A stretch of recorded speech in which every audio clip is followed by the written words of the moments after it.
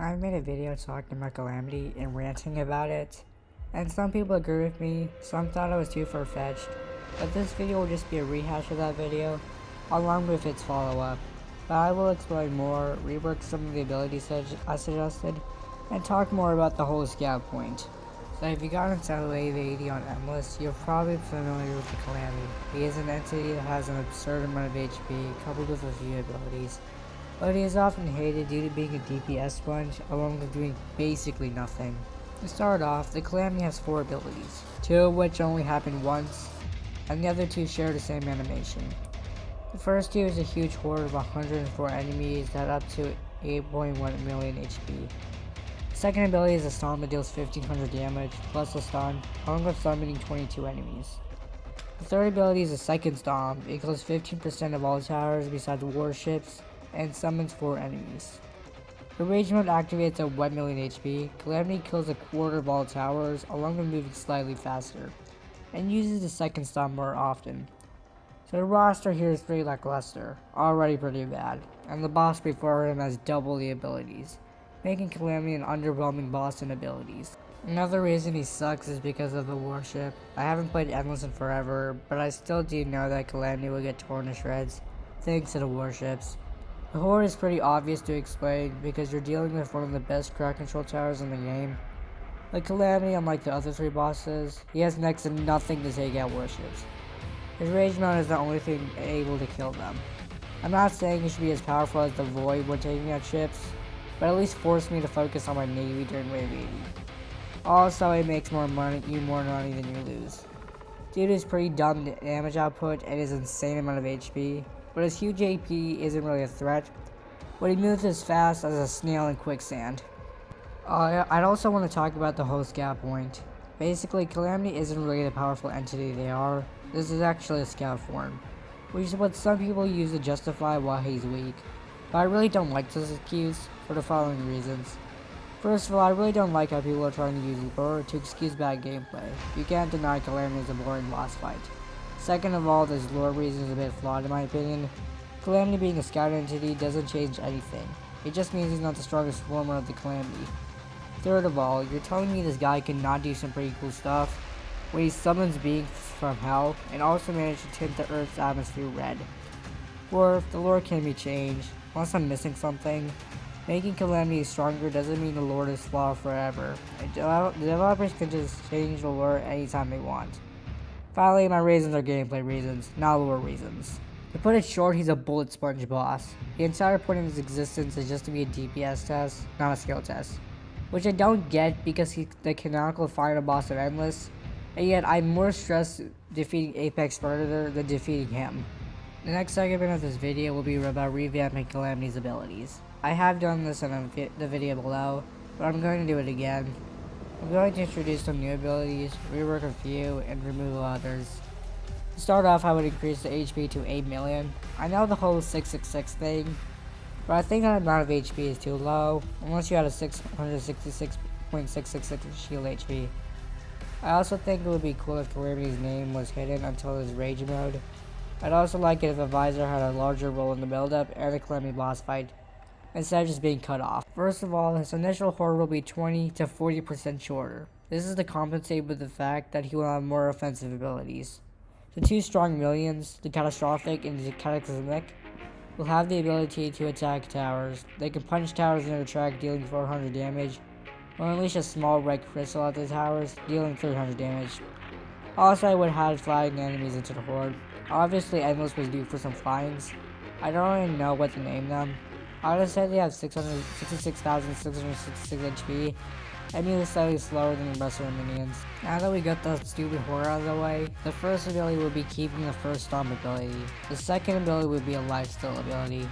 To put it quickly, Calamity will target 10 random towers and deal 400 DPS to them for 5 seconds, while healing 480 shield HP per HP a tower loses. Basically gaining 800,000 shield. The ability should be replaced with a shockwave ability. Calamity will slide his arm aiming at the most expensive tower in his range. This will emit an arc shape projectile that does 600 damage, while dealing 100 DPS after a burn for 5 seconds to the tower struck by it. The fourth ability will be Calamity summoning 6 portals on the most expensive towers in his medium range. After 3 seconds, the portals will shoot out 6 large spikes. The spikes will deal 12,000 damage to the tower they're targeting and 400 to 3,500 damage to other towers, depending on the distance to the tower. The 5th ability will be Calamity, dealing 1200 DPS to 4 towers for 4 seconds. If the towers die, they become a corrupted soul, which is 66,000 plus 3 times the tower's HP, and summons just ahead of Calamity. The 6th ability is an anti-worship ability. The 4 worships that dealt the most damage are chosen and are each dealt 5,000 DPS for 8 seconds, and they lose 80% of the range for 10 seconds. The ability takes 2.5 seconds to wind up. The rage mode will lose its stupid RNG mechanic. It also activates at 4 million instead of 1 million. Firstly, the screen lasts for 2 seconds. Secondly, another horde spawned at the beginning. This is 40% of the size of the initial horde, but is stealth. Calamity also gains a no cash attribute while being 10% faster. But most importantly, tower health, ability cooldowns, and even your placement limit and money count are hidden. And your visibility is lowered thanks to a huge red fog that Calamity summons. This would force the players to pay more attention to their towers, rather than just sit there and watch Calamity die. Calamity will also lose the lifesteal ability, and the anti-worship ability will be nerfed by 50%. That's all I have for abilities. I'd also make advisors quotes more lore related when dealing with Calamity. That way the player understands more about the entity. The next edition is more of an endless edition, but if you die on waves 1 to 79, you're given a defeat screen with the endless trio. If you die on wave 80, you're given a defeat screen with Calamity. If you defeat wave 80, you're given a victory screen, along with the option to continue to wave 81. And if you die anywhere past that, it still counts as a victory, but yeah.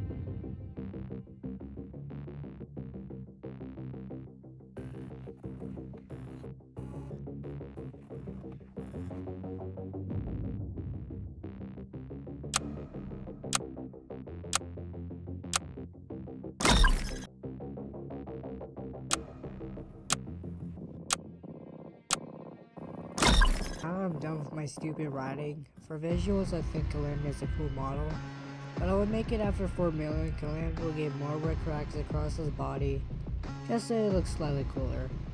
For his death animation, it says sinking into the ground. He would roar before stomping, summoning a portal before disappearing in a large red fog, just so his death animation looked more sick.